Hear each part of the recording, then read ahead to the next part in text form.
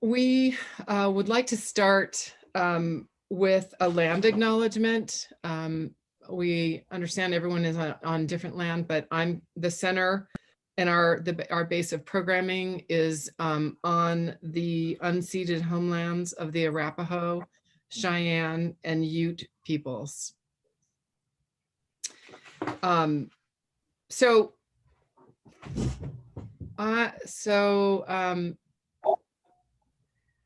I am, as I said, I'm the director and curator at the Center for Fine Art Photography, and we're really excited to host this talk with Arnika Dawkins and the artists from 30 over 50. Obviously, we would love to have everyone, all of the 30 artists that were selected, speak, but due to time limitations and things, we've invited the In Context Award winner Tony Lovejoy to give a talk about her work, and then the honorable mention artists to also speak about their work. But we will start with Arnika Dawkins, who I was very honored that she accepted my invitation to jury this show. 30 over 50 was an idea that we came up with just because there's so much ageism in the photography world, and oftentimes older artists are sort of discounted. Their work is discounted, whether they started a long time ago or they're new to, relatively new to finding a creative path. And so we decided to do it this year. It's our first year, and I'm really pleased with the results. Arnika, the curator, is the owner of a fine art gallery established in Atlanta in 2011. And she shows work from talented emerging and mid-career artists with specialization in showing fine art photography by African Americans and images of African Americans. She received an MFA in digital photography from Savannah College of Art and Design. And her passion is connecting collectors to photography that's significant, inspiring, and provocative. So I'm going to ask Arnika to speak about her selections for the exhibition, which I would, if you haven't been to the website, to our website, I encourage you to do that. You can see the work there, and there are links directly to each of the artists in the exhibition so that you can see their websites and their work. Arnika. Great. I would like to thank you, Hamida, and the Center for Fine Art Photography for this opportunity, and thank the many artists that shared their time, talent, and artistry with me. They've seen a lot, years that lived that bear reflection and provide perspective. Time passes swiftly, as we all know, and change is inevitable. It's merely a matter of shifting priorities or interests, exploring what we could yet be discovered in life. A journey of discovery with perspective, 30 over 50 in context, explores the notion of wisdom. Creatives becoming more attuned can be a gift, allowing oneself to transcend barriers of time, gain permission to pursue something, ignite passions, explore and delve deep into what it is that they capture. Wisdom can be the very source of creativity. I believe that artists are dialed to a different level of sensitivity. My most gratifying interactions with photographs are with the ones that say something, that make me feel something, that make me reflect. In 30 over 50 in context, when you look at this beautiful website that the center has created, showing talented artists, you will enjoy creatives that explore the world around us. Their muse is humanity. Their responses to our times are apparent. These photographs respond to how our world has changed, examines the current times and our place in it. This pursuit is engaging and relevant, It includes imagination, originality, and innovation by utilizing alternative processes like cyanotypes, digital collaging, and layering the past and the present. The artists in 30 over 50 in context have a historical frame of reference on cultural and societal events, firmly knowing their place in and seasoned through perspective and wisdom. It fuels me to see the use of photography, the medium of our time, and so many people expressing ideas that convey what artists have to say with their art. We are left with much more than a beautiful picture or a legacy of the here and now for generations to view. I also gravitate to the carefree aesthetic of exploration that comes with living. I'm interested in this intersection, questioning what can we glean from it? What can we learn if we're able to see?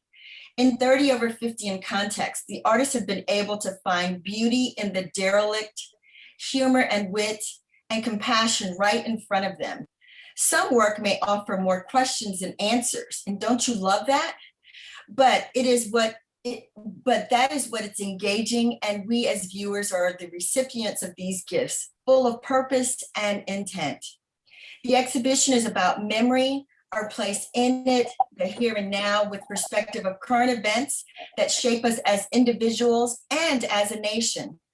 Activism about humanity, the pandemic, the environment, our inability to coexist, providing an intimate point of view, exploring the world and their surroundings. Nonetheless, that point of view is personal and is shared with all that view it, a fine slice of life. I'm excited to learn firsthand tonight about the work that we will see from the artists themselves. And I'm just grateful that I got to have this opportunity to make some selections. It was tough, and I think you'll enjoy everything that you see tonight. And thank you again, everyone.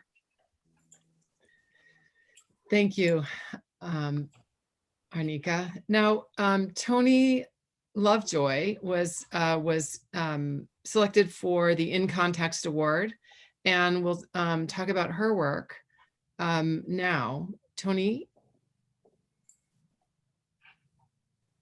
Hi, everyone.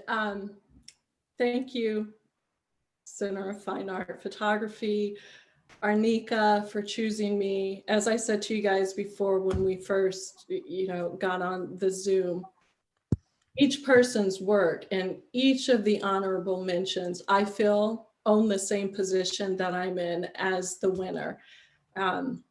I'm excited to share the work. I'm excited to talk about the work. So because I have 20 minutes, I'm going to dive in. I'm going to share my screen. And this is a 3 to 4 minute video that I created to just give the experience, the feel, and the emotion of the work. And then I'll talk about why I created it, how it came about, and how it's impacted me in this journey that I've been on, not just as a photographer, but moving into that fine art world of impacting people. So let me just share my screen with you all and then move into that. So my series is called A Citizen of No Nation. And that right there is the statement of it, but I'm just gonna hit play and move forward with it.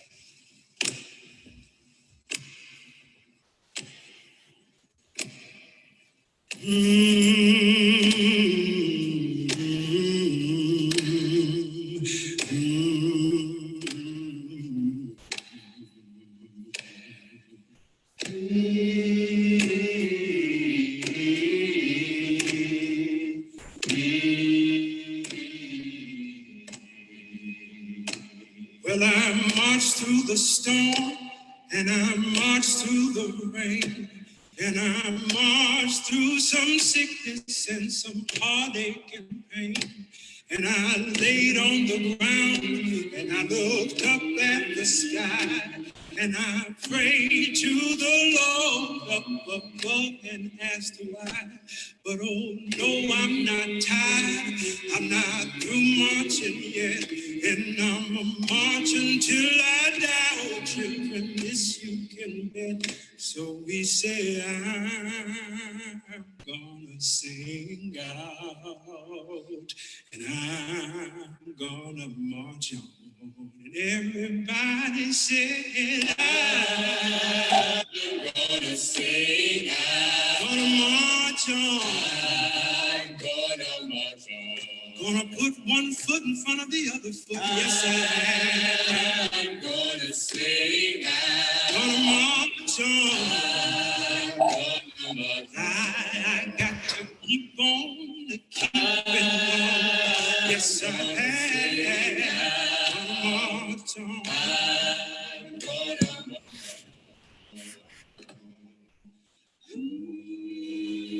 Well, my grandmama marched and my granddaddy too. And I never thought it'd be something that I have to do. But I'll march if I must. I got a mission, you see. And I'll be damned if my children have to march for me. Now I believe in the power of raising my voice, and I believe in the power of making some noise. Now if I die, I can't sing, and if I can't sing, I'll die.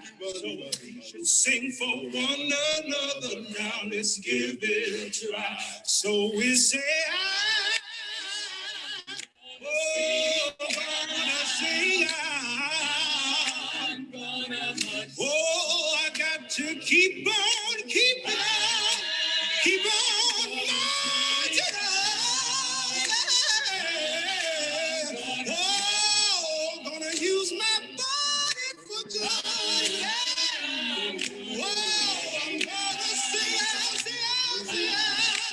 Oh, I'm gonna sing out, sing out, sing out, sing out, sing out, sing out.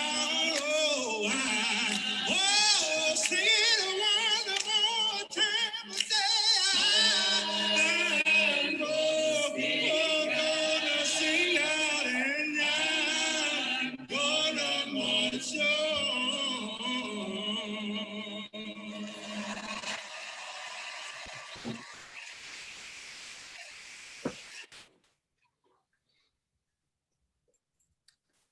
So that is the series as it stands now. So the series started really without my knowledge. It seemed it knew of its existence even before I did. I'd gone on a trip to a plantation in the South, sort of seeking that whole Gone with the Wind romance with my youngest daughter. And it quickly, as we were on the tour, turned into hostile anger and resentment. The story that was being told in the tour was being told from a whitewashed, watered down version that minimized my ancestors' role and discounted their existence. And my daughter, young at the time, maybe 9, 10, somewhere in there, she questioned why I would go to these places knowing that it would make me mad. But I didn't know that it would make me mad until I was in it. And I really had no answer for her as I kept going back, sort of drawn by a mysterious pull to be there, looking for answers to questions I really had yet to form. As far as I knew, I was only there with a camera to photograph my daughter in the series A Girl in the Red Beret. But instead, I took the red beret off of her. I put a hat on that I was wearing and a shawl. And I had her pose in front of the slave cabins. And then an inkling of a story, kind of without form, but it was there speaking to me. And then I had her run from the slave house to the big house without any clear or true intention. But then when I saw the image that I created later in an editing session, I was moved by it, and I saw right away what I hadn't seen while I was shooting the image, that she was in the in-between world where I'd always existed, not white, not Black, not belonging, not accepted, but living in that in-between place, a citizen of no nation. I wanted something from that image that I had made, but I wasn't sure what I was looking for, nor did I at the time have the technical skills. Even as I pulled it up, pulled it into Photoshop, I knew I wanted something, but I was not yet able to capture it. So over 6 years, I would pull that image up, I'd pull it out of the archives, and then at some point, I started, along with some other women, a group called the Aperture Collective of women artists, and we had to form a show. And so I pulled that image up again. So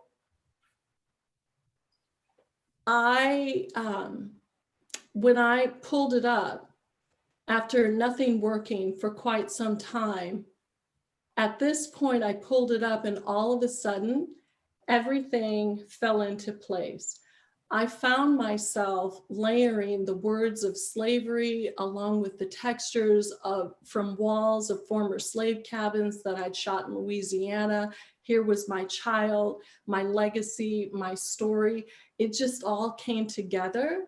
And when I tell you that it was like magic happening, it really was. And it was so scary to me that I cried, like I got super emotional, and I closed my computer and I literally wept at the image. And I went to bed terrified of what I had just created. And somehow I knew that it would mean something more than what was currently there in front of me. And that image sort of dictated every image that I created after it. Once I got rid of the fear, once I had moved on, and once I had overcome the fear. And the fear that I had, I didn't understand for quite some time.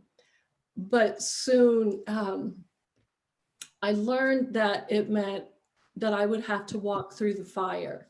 That fire being that of my ancestors' story. I would need to experience the memories of their pain. And what it really meant for me was missing events in my current life. At one point, while I was preparing for a show, I spent months reading slave narratives and learning history, uncovering my own family history. And we couldn't celebrate Christmas because I was too deep in it. I was too sad to go out and celebrate or live joyfully, because it turned out that unpacking an ugly history is scary and it's such hard work. And I wanted to close books and I wanted to leave the Library of Congress and I wanted to walk away from the show, but I couldn't because I was confronting my history, your history, truly our history. And I felt that it was work I was unqualified to do. And yet it seemed that I'd been elected by my own creative endeavors to do just that. And I had no choice but to go forward. I had to dive deep into the cesspool of slavery. I had to take on their pain, their indignities and sufferings in order to give voice to it. I had to shut down my voice to give space for theirs. And once I had done that, once I had allowed their voice a platform in talks that I give in an auditorium filled with professors and students and other interested parties, once that took place and I had given them room and called out their names, I found that I then was able to breathe again. But it took months to get to that point, to live again outside of the history of darkness. This lasted, the joy, the breathing, until I would hear the next voice create the next image. And once again, I would find myself propelled into that netherland of pain that transcended time and was part of our lives without even knowing it. The portraits that are part of the series, like the landscape pieces came first, all of those are my young daughter. Every image of her running through plantations is her. And then it came about, those portrait sessions, in the same manner that the images on the plantations happen, by happen chance. I created the first one by happenstance. I purchased the dress. I asked my daughter to come in, please pose for me. And something transpired in that. And it was magic that happened. The kind, I don't know if you're familiar with Elizabeth Gilbert, but she wrote Big Magic, where she talks about the universe bringing the story to you, and you have no choice but to create it. And if you don't create it, it will find its place and voice with someone else. So I stayed in it. Everything came together, the dress, the scarves, the pearls, the attitude, all the items that each person would wear in the portraits would ultimately connect them as family. And it all came from one shoot. They were all representing my genealogy, you know, as I researched my father's lineage and begin to understand that I couldn't go back very far. So, you know, a lot of lessons came from that. The style of the head wrap, when you look at the portraits themselves, the women are all wearing the same dress, the same pearls, the same earring, even the silk head wrap is the same.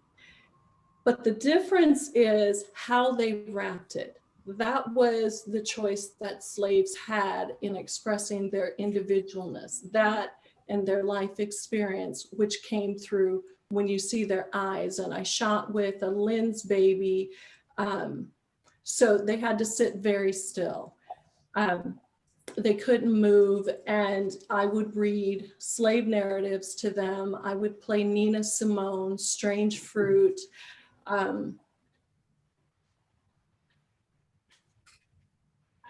The words that came in overlaying, they seem to have been called from afar. They seem to be manifested by demand. And I know that sounds sort of esoteric, but when I say to you, this series came together on its own, it's no joke. The images themselves demanded the words from the narratives, and sometimes the words demanded the image. So I would tell them stories about different slave experiences, and they would stand or sit on a stool. I would stand by the camera or behind it, and there wouldn't be a whole lot of talking, and the sessions could last for about 3 hours.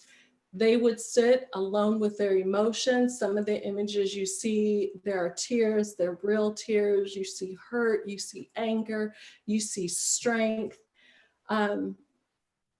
Sometimes in the silence of Nina's words, sometimes in between that music, notes of birds chirping, those tears would come, or uncomfortable laughter.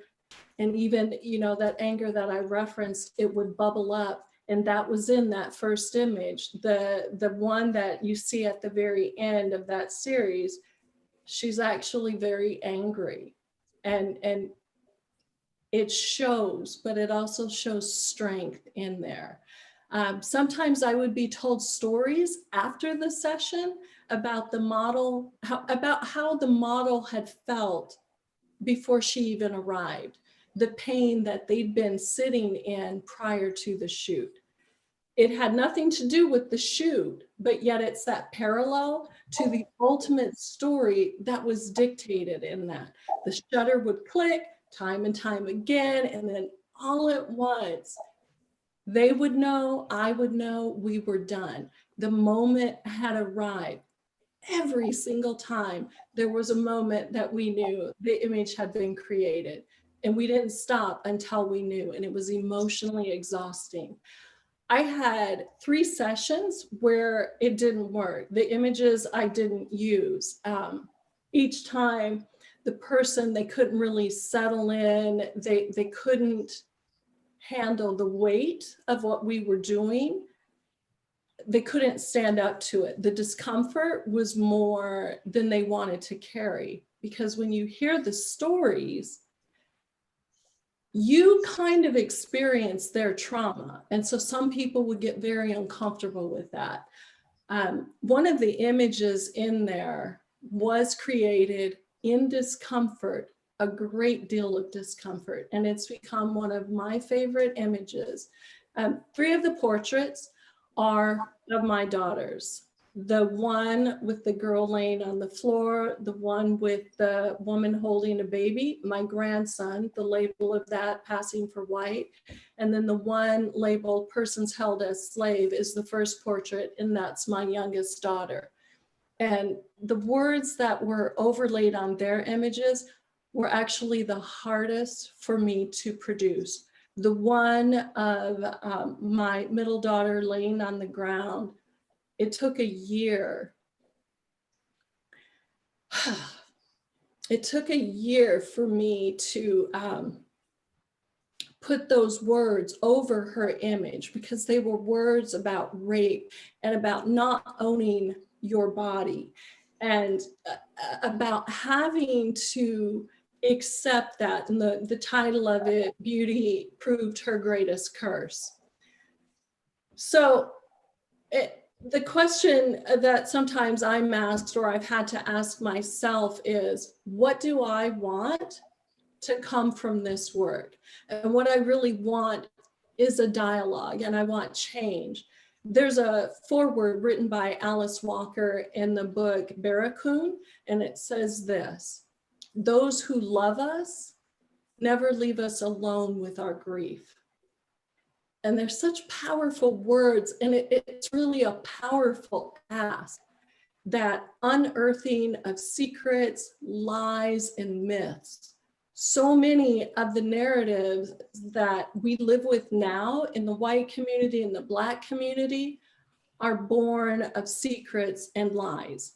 And there are very few people willing to confront the pain of slavery, and very few have confronted the generational trauma that's carried over into our everyday living. Lies about our men, our women, our beauty, our belonging. I was told in a portfolio review that as they looked at those images, that Black women were not beautiful, that I had romanticized slavery, that Black women were beautiful, but they weren't male gaze beautiful. And I said, why do you think they were raped? Well, they would have raped anyone. They would have raped a dog. And I thought, you know what? There's a gift in the ignorance of that statement, because it helped me understand the narrative and the lies and the foundation of how people even today operate and view us. Myths about what we can handle, what we can't handle. You, of course, know that they use Black women to experiment without painkillers. And so there's this mindset that Black women can handle any type of pain. Even in, well, I was about to lay a whole bunch of history on you, but I'm going to keep going. Time is of the essence. So the series and the talks that I do, and I explain all of that when I show this work, it delves into those lies and gives voice to the pain and strength and occasional joy of our ancestors. I shot the images after a while with intention. And I chose those portraits because I wanted them to stand strong in spite of the tsunami wave of enslavement. I wanted them to look us in the eye and silently say, see me, know me, breathe me in. I existed, I survived, I had dignity and beauty. I was a human being. Today, I'm here in Virginia at the moment, and I was taken to a graveyard, but it's an unnamed graveyard, and it's a slave graveyard. And they're unnamed markers, and they're just stones. And, you know, the series isn't done, and I call it that whole thing, the unnamed bones of my ancestors, of our ancestors. In death, they still didn't own themselves. And the fact that they were even buried was a privilege, because on occasion, even at the end, the owner was trying to exact as much value, even in death, from their property. And they would sell the bodies to medical facilities. And instead of the family being able to grieve, the bodies were taken off and dismembered and so on. So that is the series and how it came together. So I'm just going to read you how I close my presentation when I go to universities or anywhere and do a talk about the whole show and do a presentation. I wanted to share how the work had changed me and how it rewrote my own engagement and understanding of my narrative, of my history. So this is the statement, and I'm just going to read it through. While I worked on this series, I found myself cycling through various stages of grief, disbelief, and then ultimately anger. At the end of all of it, I found that my anger served no purpose except to keep me in another type of bondage. When I released the anger, it really was the beginning of taking back my power. I found that to stand in a world of anger and live there limited my ability to think, act, and be a woman of color, a woman of power. I came to understand that we, all of us as a people, a grouping of the lightest of Black to the darkest of Black, we could stand in our own power rather than beg or borrow it. We could take our power back by the very act of rising up individually and then lifting one another up collectively. And we do this by sharing knowledge, filling up the luggage. And when I say luggage, it's all about history and how much history and knowledge comes in our luggage as people of color versus the history and knowledge that comes in the privilege of being white, that the luggage that you don't even know that you carry, that you have. We do it by being gracious to one another. And then at the end of the day, redefining the nature of our relationships with one another in our communities.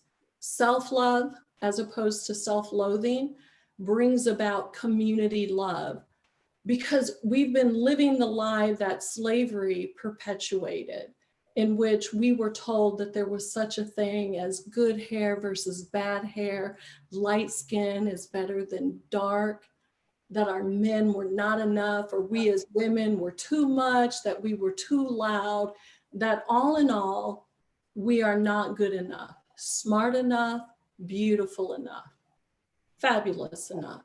We turned on one another and competed against one another. All those things came from the lies and system of slavery, but we can choose to no longer live in that victimhood and generational trauma of abuse, and instead become victorious by reclaiming the knowledge and truth of our stories and embracing the power of our ancestors. We no longer need to look outside of our community for acceptance or acknowledgement, because once we've learned to accept one another within our community and lift one another up, we become the powerful people we were always meant to be. And then all other things come as a result of being our God-given beautiful, divine selves, the powerful people that is our destiny as progeny of ancestors who survived an inhumane, brutal, and long-standing system of commoditizing our bodies. We owe it to those who came before us.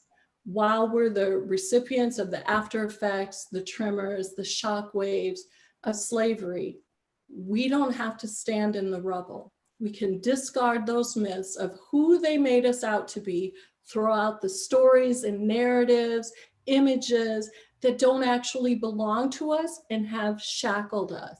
They never belonged to us. Those stories were born out of desperation and came from a deep-seated hatred in insecure society that only felt powerful by working to destroy us, taking what was ours: heritage, legacy, knowledge, history, family, and community, the very epitome of bullying, the epitome of narcissism. In order to let go of this one thing, we must know our history, who our people are, and I mean all of them, all the unnamed bones of our ancestors hidden behind the brick walls of silence and lies. We have to deconstruct those lies that we've been told and are actually deeply embedded in our psyche, stories that have impacted our community for generations. Unpack it all and repack it with strength and new choices that we make based on knowledge. We have to shine a light in the darkness and tell our children, and here I am, and whoever else will listen to the real story. Knowing our ancestors and their stories of survival in the midst of evil allows us to honor them. When we know on whose shoulders we stand, we then stand with pride, strength, in the ability to write a new future that does not include trauma or lies or self-loathing. We discard that brutality that we actually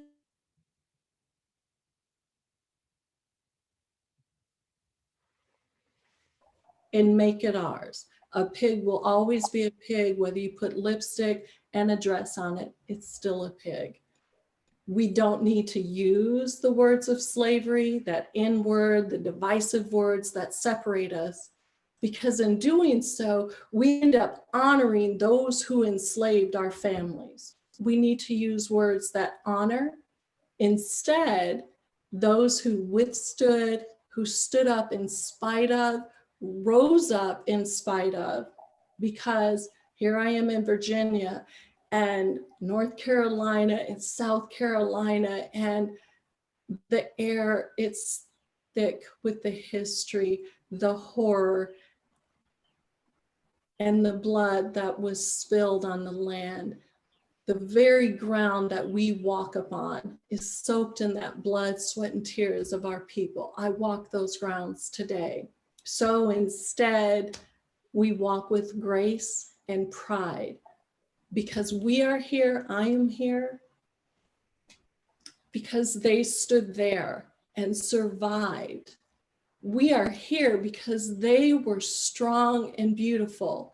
So to my community and to everyone else, let us be all that and stand here in pride because of who we are. We are because they existed. Thank you. Thank you. That was fantastic. Thank you very much.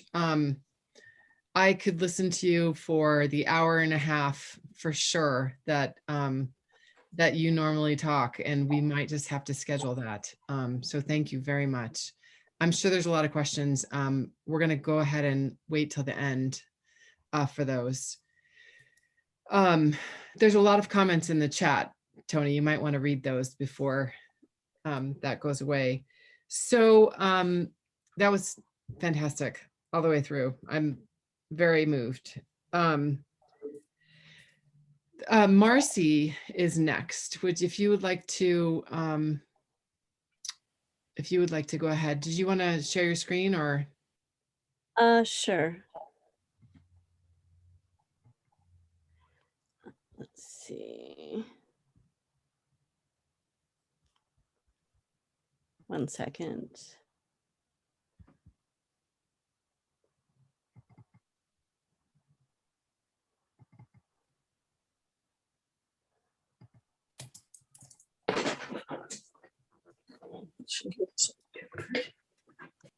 Okay.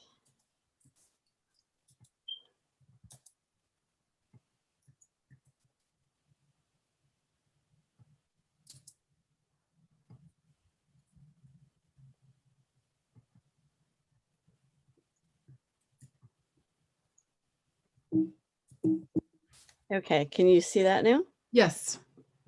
All right. So, I agree with Hamida. I would truthfully listen to Tony for an hour and a half right now rather than talk. It was such a very powerful body of work, and to hear her talk about her family and her journey is just truthfully amazing. So I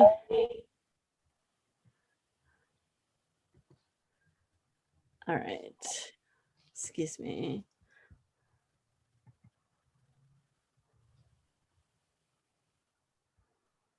All right, can you see this particular image now, I guess?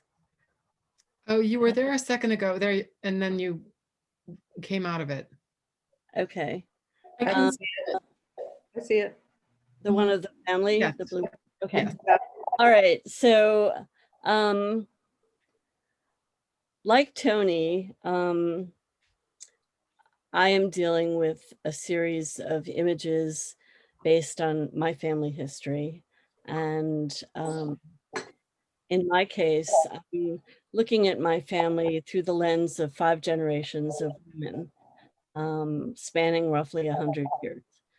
And as I began working on this project, I was working with vintage family images that had come to me after my mother had passed away. And there were 9 boxes of photos, many of which I was familiar with, and others that were truthfully mysteries to me. I had grown up with a mom who loved to put things in scrapbooks, and my introduction to photography was truthfully looking at a lot of these photos with my sister as we were growing up. And I wasn't handed a Brownie camera at the age of 8, but I spent an awful lot of time looking at photography. So as I began going through these and trying to piece together a story of my family, it was hard because a lot of the people that could give me answers were no longer present. So this particular image is my great-grandparents on my mother's side. And that's my great-grandfather on the far right, and my great-grandmother in the middle. And my grandmother is the one with the long braids, just to the left of my grandfather, great-grandfather. So as I, have followed their story and think about the experience of many of the immigrants that are coming to this country and the journeys that people are making to join family, it's not very different, truthfully, 100 years ago when you look at this family. This my family of origin, I don't know very much about where they came from except the name of the city, which is Lutsk in Russia, which is actually part of Ukraine at this point. And my great-grandfather decided that it was time to leave Russia. My uncle was about to be conscripted into the Tsar's army, and that wasn't a particularly desirable thing for the family. And so he got on a ship. His sister actually had already gone to to America, and he left my great-grandmother with the remaining children behind. And there were 10 of them. Actually, 2 of them weren't born until they arrived in America. But so he made his way here, and I can't imagine in those days what it would be like to have part of your family, left behind with literally no communication, nothing even as remote as what exists now, probably between people that are on a journey from Central America to the southern part of the United States.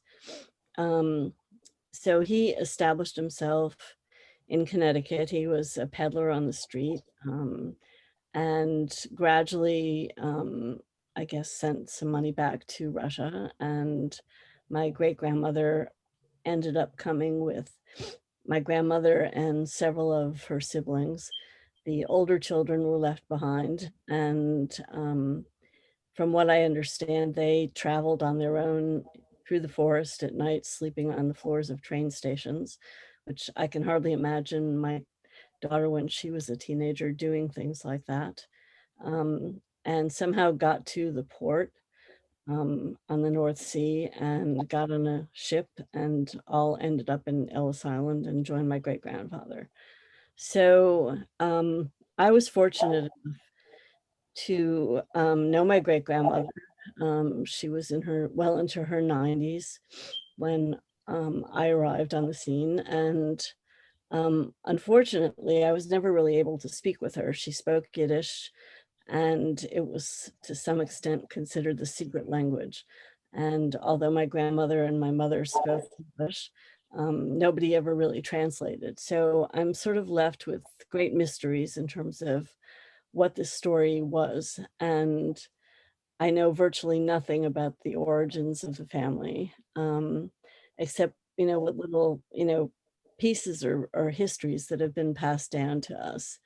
And so in this series, what Marcy, I'm sorry to interrupt. We're over time for you. Okay. You want to just all right. So sure. So in this series, I've layered vintage family images along with landscape and botanical images. In this particular case, I've overlaid the census from 1910 from Hartford, Connecticut, where they were living. And I guess what I've discovered in working with this body of work is that there are a lot of unanswered questions that I need to delve into more. And as I continue to work on the series, I find more questions and people sometimes not around to answer them. So it leaves me to infer where I am and who I came from. Thank you, Marcy. Thank you. Mm-hmm. Sarah. Hi. Yeah, I don't have any visual aids, I'm afraid. So, yeah, so I'm a British photographer living in Brighton in the south of England, but for the past few years I've actually been living in Houston, Texas. I've only just relocated back here a couple of weeks ago, and it wasn't a dull time to live in the United States. I'd say the last few years there was plenty going on. We moved there just after Hurricane Harvey. We were house hunting then, and we moved back, relocated in the middle of the pandemic. And in between, it's just been, as I say, it's been quite a ride with all the things that happened. So when I arrived there, my question to myself was, how do I respond to everything I'm seeing going on here as a photographer? There was Trump, there were lots of natural disasters going on, there was just a lot of things to take in, and relocating to a new country, trying to sort of understand that visually as well and to see what I could make of it.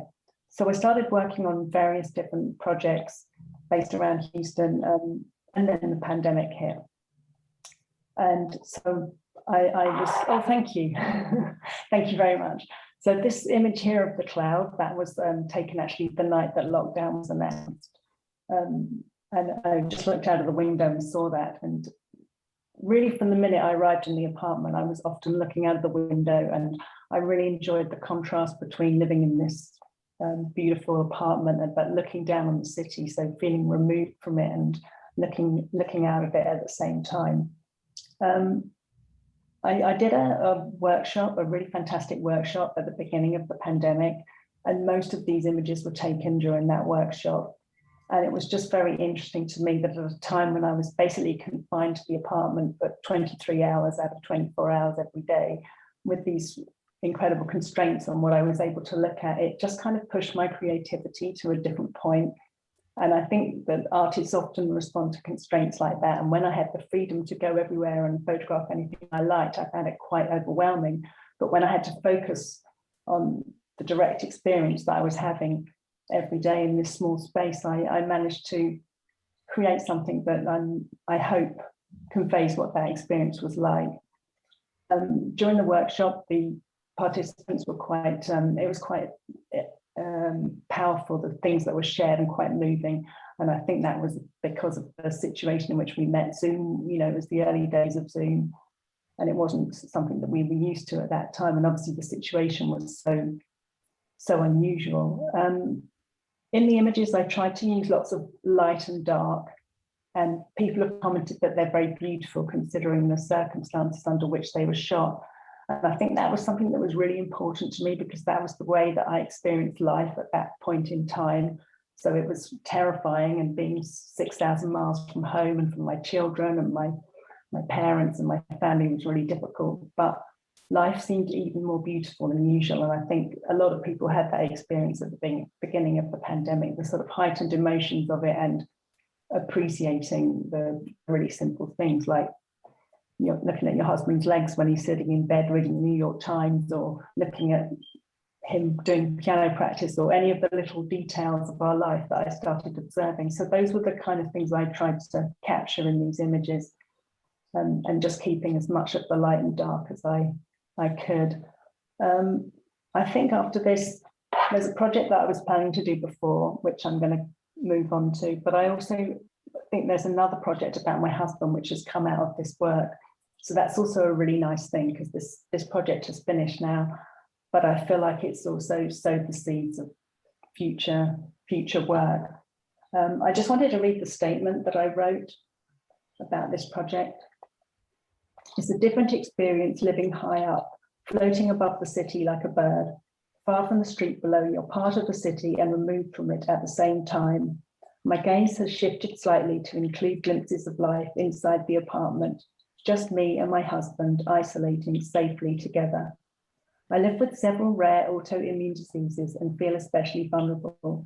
The windows mark the edges of our new, smaller world. The presence of the view gives me perspective, and the ever-changing skies and weather are a welcome reminder that nothing stays the same forever. I think for me, that was a really important thing, just knowing that things would change, things always do. And it feels like we're all in a slightly more positive time now, which is good. So hopefully my next project won't be quite as dark as this one.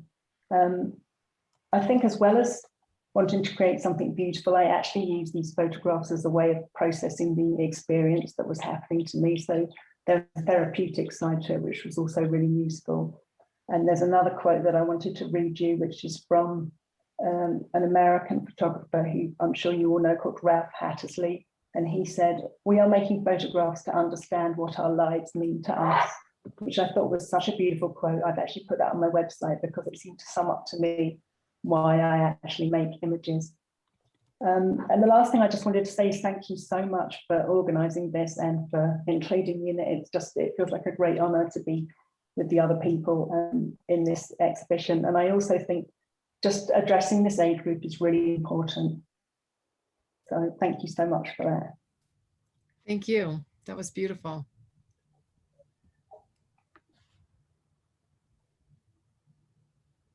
So Charlie and Cecilia, if you would like to talk about your work.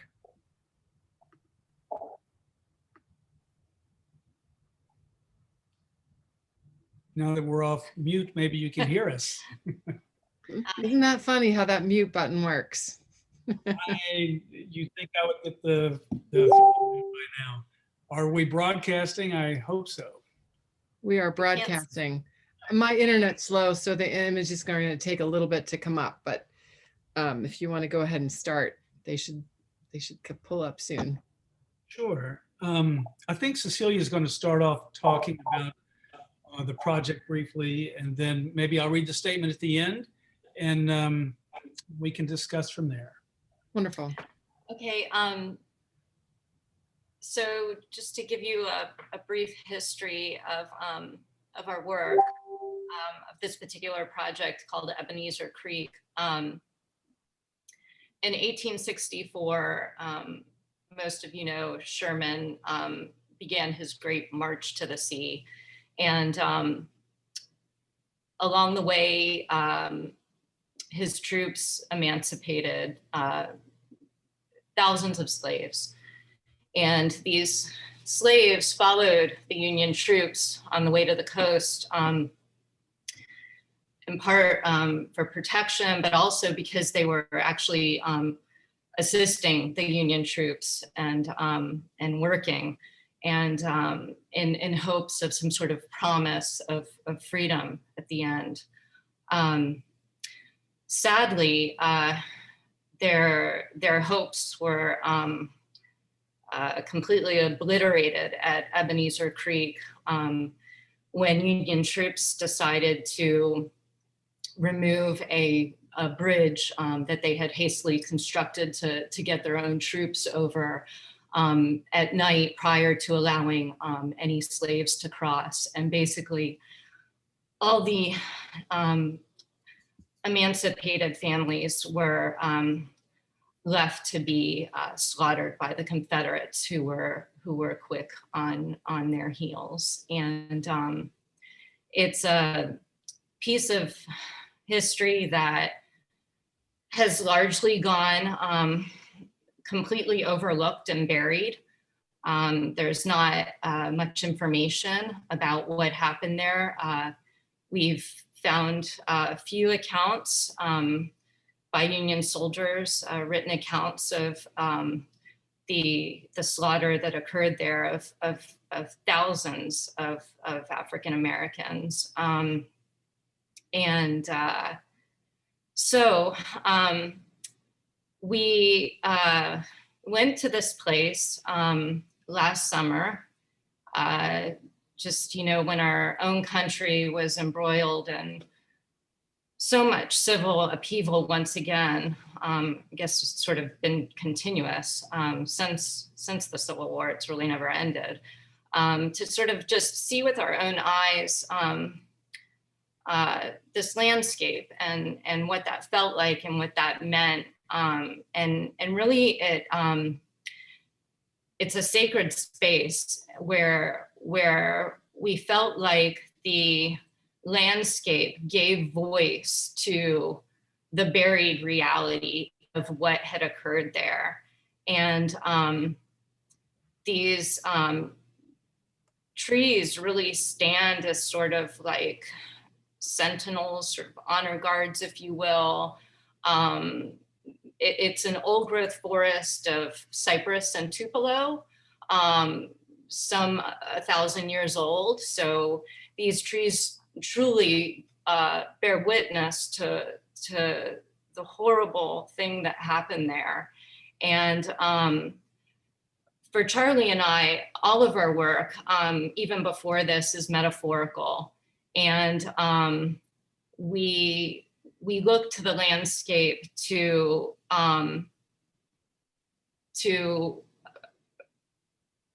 be the stand-in for realities of things that have happened in the places where we photograph. So the trees, like in this particular image, really kind of bear out what happened there in a pretty sometimes violent way, like this image.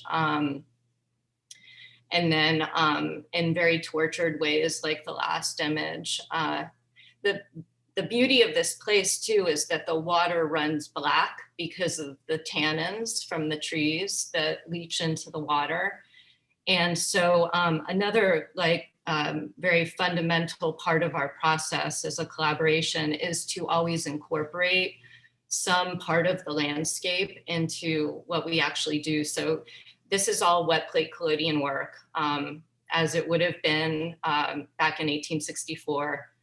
This, the slaughter happened the evening of December 9th, 1864.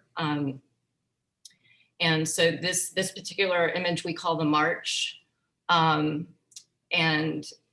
again, it captures the sort of sacred nature of this place and the marching of reflected in the water of the downtrodden and emancipated families that either were shot or drowned in this creek. The water would have been frigid. We were there in December, and the water, I waded in, and the water literally froze me within a matter of minutes.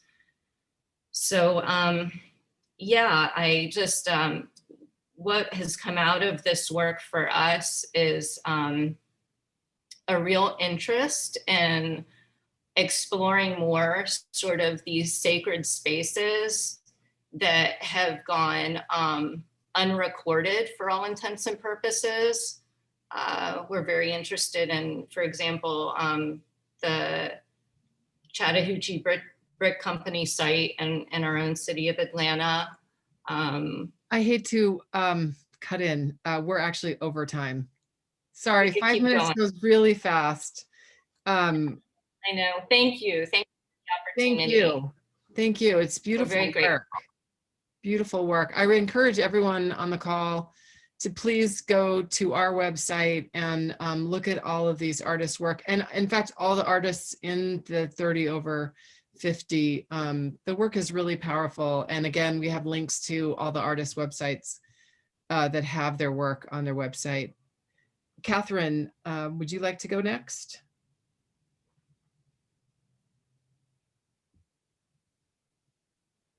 Are you there, Catherine?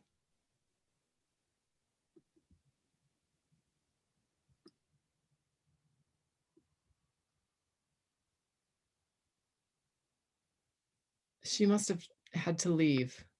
I don't see her. Oh, there you No, are. she's there. Muted. She's for some There you are. reason she mutes and unmutes and you can't hear her. Catherine, can you unmute yourself? You should be unmuted now. I am. You can't hear me? Now we can, yes.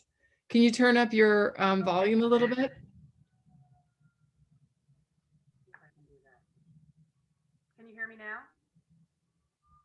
Yeah, Is it all right? it's light for me, but go ahead. Okay, I will talk very loud. How about that? Okay. Get close to the I, computer. Yeah, let me get a little bit closer. I think my microphone is acting up for some reason. So do you want to take the next person and I can try to, or I can plug this in and let me just see if something's happening here. I apologize. Yeah, Catherine, what I would suggest is if you have a separate microphone, just use the microphone from the computer. Okay, I'm gonna go ahead and do that then. Can you hear me all right? Yeah, go ahead. Thank you. Yep. So my series, I just want to thank the Center for Fine Art Photography and Arnika for having me in the show. And my series is called No Memory Is Ever Alone. And it's a visual conversation between me and my dad. These are slides that he took in their early to mid 50s to early 60s when he's about 15 to about 26 years old. And every Christmas, he would bring these slides out and we would sit around the tree, have the old projector and the screens up. And he would show us, and we'd all as a family talk about the slides and the stories. Our grandparents, my great-grandparents. It became a huge tradition for our family because we moved a lot. So no matter where we went, these slides went with us, and it always made a home for us no matter where we were. And about 4 years ago, I was doing an Instagram, a 365 project around words and phrases. And my phrase for the day was from where I stand. And I happened to stop by my mom's house and she was organizing the slides. And I took the slide, I think it's in this series, of my mom in the boat. And I took it to the lake near my house. And I took a bunch of pictures. I really didn't know what I was doing with it, but I took a lot of photos and realized that the slide in the background matched up. That's the photo with my mom in the boat that you see on the screen now. And I really realized that I was able to take my past and my present literally melded together into one photo. And so I started taking these slides and creating my family history, a story of my family, a story of my family traditions, a connection between my past and my present. And a lot of these slides are of my mom. She passed away a couple of years ago. So they become even a little bit more special to me.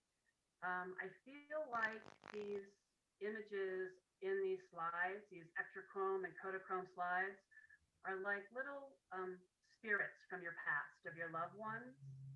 And it sort of comforts me to know that these people are still here in my present landscape too, that they're surrounding me all the time. And it's just a comfort to me to know that they're here. And I sort of hope with this project that it's my family story, obviously, but I do think it's like every family story in some way. People tend to be able to relate to something, a vacation, memory, or a pet that they had when they were younger, or a wedding at a church or wherever, or something. And I'm hoping that these tiny fragments of like my family's life spur a recollection in your own mind of your family and your family traditions. That's beautiful. Thank you. Really beautiful. Yeah, I've seen these quite a bit, and I'm always it's always remarkable to me the way that they line up. So our last artist to speak, and then we'll take questions, is Zoe Zimmerman. Would you like to go ahead, Zoe? Yeah, can you hear me? Yes. Okay. Yay, putting my pictures. Okay. This series of pictures was the work that I did during the pandemic. I have finished. It was a diary of my period of isolation, and a document of the things that took place in my little world. So as you guys can see this picture, the chicken died. And it's funny that this picture is up because that was just about exactly a year ago. There wasn't a lot going on, and I switched very quickly from having a studio practice that involved a lot of people to having a studio practice that involved me and what was available on my property. So a lot of the pictures are of groceries or rotting food. They are, aside from being diary entries, also metaphorical, but metaphorical visualizations of my emotional state during first quarantine and then lockdown. They're a major technical departure for me. Ordinarily, I shoot with large format cameras, alternative process prints. This was my first foray into digital and color. Color was really challenging for me, but I saw the pandemic and this period of isolation as an opportunity to learn color, to learn my voice in color. And with some of them, like this one that's on the screen right now, you can see really there are only two colors. And so as a usual practitioner of black and white, I entered very slowly into allowing color. And so really it started with any picture had about two colors. But I went very far with it. And some of the pictures reflected what was going on in the larger world. This is a George Floyd picture. Most of them reflect my very small world. But the larger world did creep into my small property. And yeah, mostly they're just a document of the very slowly passing time in isolation and what I could observe in my little world. Things that I grew, things that I had, and a practice of trying to take a picture every day, which is very unusual for me. I'm not ordinarily prolific. I work very slowly. This is, as it stands now, the largest body of work I've ever produced. And there are 140 some odd pictures in the series now. And, you know, some of them are very personal. It's like about me being broken. But I have to say that this series kept me involved during the pandemic, involved with other people because I shared them pretty extensively and created a conversation with the outside world. And really these images were my life for a little while and made the pandemic really much better for me personally. And that's it. Was that 5 minutes? Was that anything like 5 minutes? 4 minutes, 7 seconds. Fantastic. Okay. That's all I can do. That was And fantastic. thank you for including me, and thank you all for being here. Beautiful work, everyone. Thank you. Yeah, it's really, really beautiful. We were really pleased with all the submissions and Arnika's selections. We are a little past time. So what I would like to do is, for those people that need to leave, I want to thank you for being here tonight. We will be sharing this recording. For those of you that are able to stay, I would like to open up to questions to any of the artists or to Arnika. So if anyone has a question, please go ahead and unmute and ask.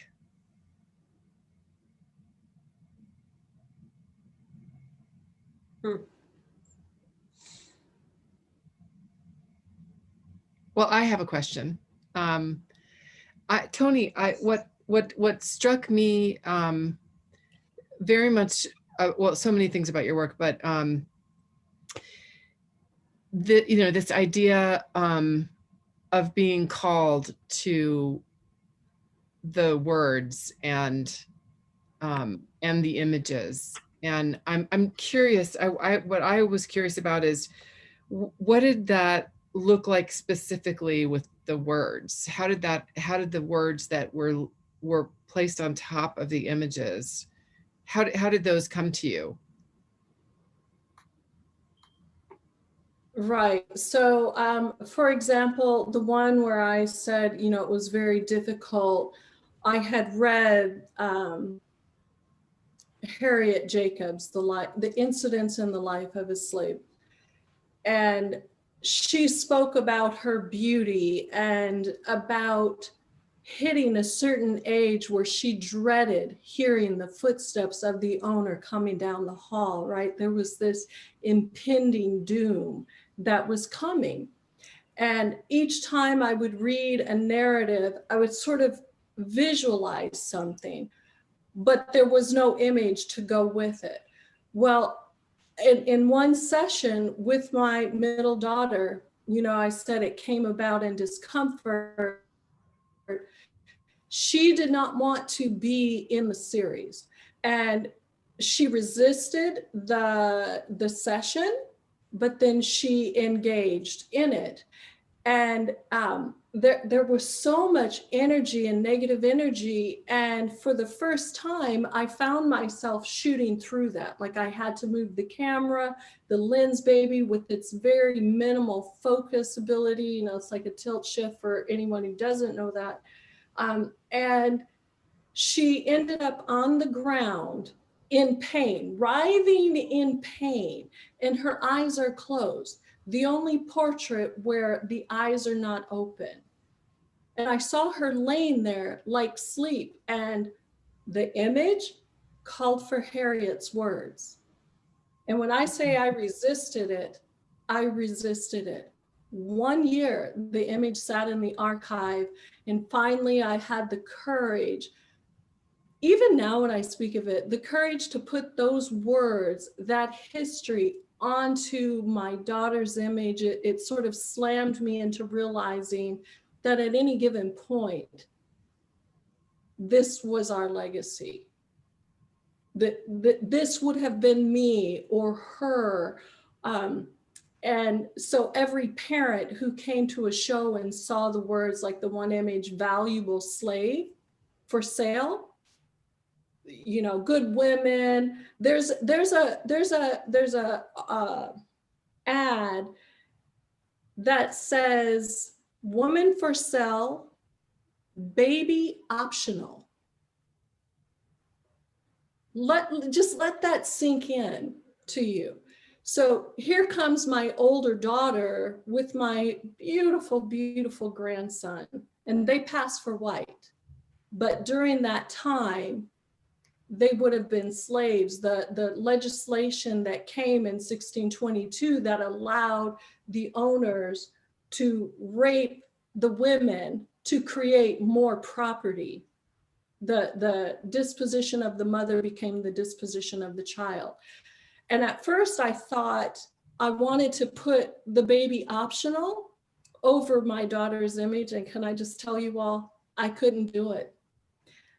Even now, as I think about it, it dredges up so much emotion to think that my grandson, and I think about all the people who had to give up their children, who had them ripped literally out of their arms.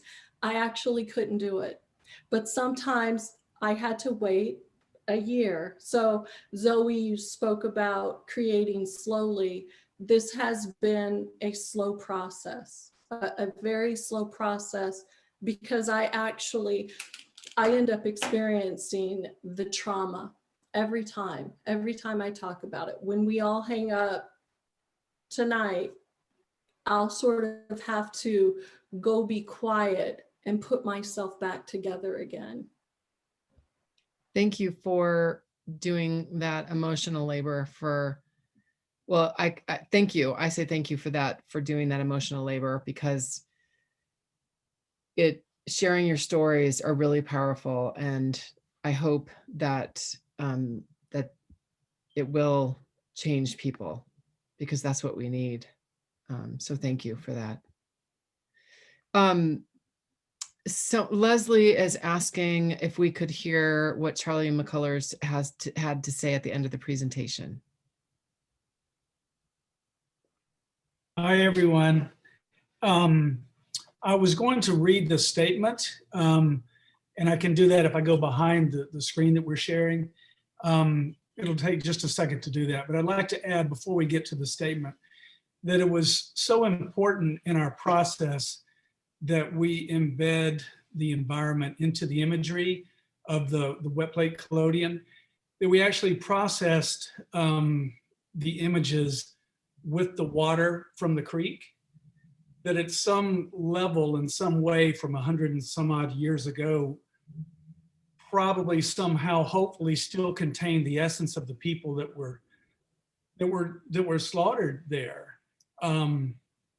We want to get this story out because, quite frankly, we don't think many people know it, because both sides, Union, Confederate, were equally corrupt in their treatment of people that had just recently been emancipated and then either drowned or were recaptured and led back to the lives that they previously had.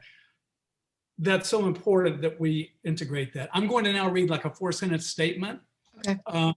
If I can get to that, hopefully that's going to work. In the summer of 2020, our nation was yet again ravaged by civil unrest. In August, we decided to go see the place where so many souls perished. We retraced Sherman's march to the sea and kayaked down Ebenezer Creek to the end of the road, to the very place where it happened. And we photographed the swamp for what it really is, a memorial. The images are wet plate collodion, just as it was in 1864. They are literally made with the black tannin thick water of the creek, which is now inherent to their chemical emulsions, bearing witness for all time. The trees stand at attention and honor guard sentinels, light and shadow crossing the water in the eternal walking of the downtrodden. Two atrocities happened the night of December 9th, 1864, a sin of commission and a sin of omission. It's not enough to refrain from doing evil, to be the America we always wanted to be, to actually be great, instead of just pretending that we are. We have to choose to do good. Thank you. That's the last paragraph from our statement. Thank you. Thank you for letting us be a part of this. It's a tremendous honor. Thank you to all. Congratulations to everyone who's a part of this. Yeah, such powerful work. Can I ask you a stupid technical question? What size camera did you use to shoot those? They were shot twice. They were shot, we typically work on location wherever possible at 4x5 or 8x10. The creek did not permit us to have the large format lenses there, cameras. We literally were in the kayaks shooting with digital film or digital cameras, then rephotographed in the studio To make with the 4x5 and the 8x10, where we could then process. So it's a hybrid answer to a question that's very valid. There's something about that rephotographing, that reconnection, that reaching back from using the 21st century technology to the 19th century technology that we're embracing. And it was a departure for us to get away from using the large format cameras in the field, but we've embraced it so much. And we think that from a conceptual standpoint, there's something about that extra step removed that fascinates us. Mhm. So long-winded question to I do a lot of marrying the old technology and the new. So Thank you, Zoe. get it. Yeah, good, thank you. And I love that you use the water from the creek. That is just wonderful. That is the key, right? That is, we're not ruling out, we're not ruling out taking the large format gear down there, but the swamp literally ate us alive in the hours that we were there. So, but stay tuned. We're going back, and we may try a different approach. Thank you. Stunning images. Very beautiful. Yvette is asking Kathy what your word was. Sorry, my microphone's a little wonky tonight for some reason, but my word was from where I stand. From where I stand, Phrase. in case you didn't hear that. Yeah. That was the answer. So I think we got all the questions. Marcy, you had a question, and that'll be the last question. My question's for Arnika. So I think so many of us in this show were bearing witness to our own personal history, our family history. And I wondered, as you curated this show, what did you go into it thinking about? Because obviously there was the premise that we were all over 50. But as you started to look at the work, what bubbled to the surface? What threads did you see that became compelling? And how you spoke a little bit about that in your juror's statement online about with age comes wisdom. But I'm just really curious to hear, how you went into it versus where you ended up.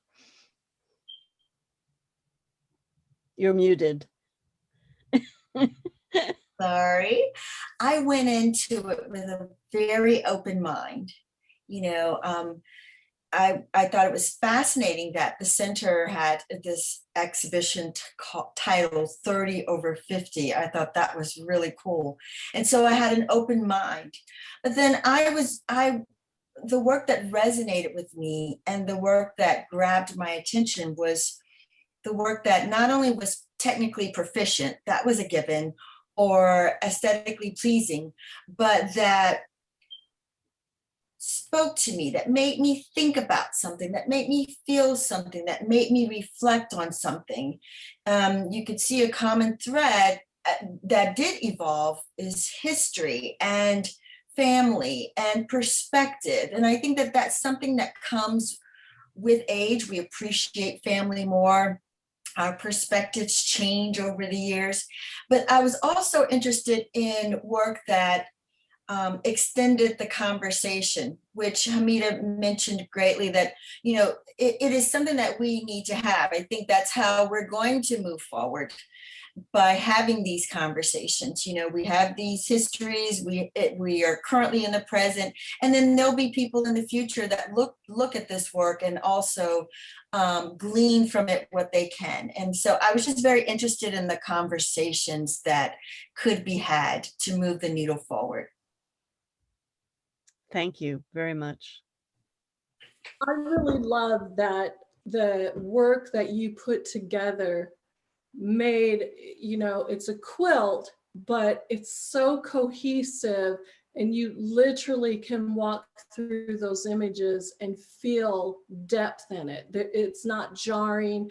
I mean, Charlie, your guys' work and how closely it resembles mine. Marcy, your work, and the census, and how many census reports that I photographed and, you know, laid my own family documents on top of labor contracts of my ancestor, who was the daughter of the slave owner at 8 years old, signed a contract to continue working for him, found through history. I love that you incorporated that. Absolutely love it.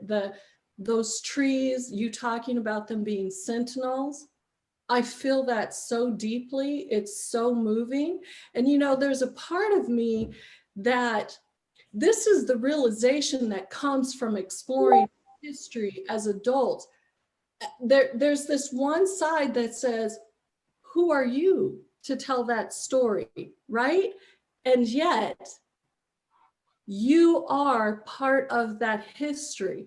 When I talk about removing the bricks so that we can get to the whole history, the whole truth, it takes both the black and the white to dismantle those brick walls. Exactly. It's American history. We're all in this together.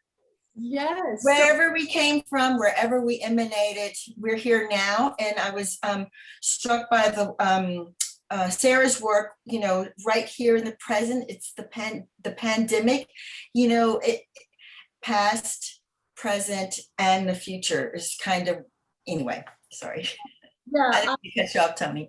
No, because this is what I love sort of at the end of a show, where people let go of the fear of being seen on camera. Oh my gosh, I have to speak.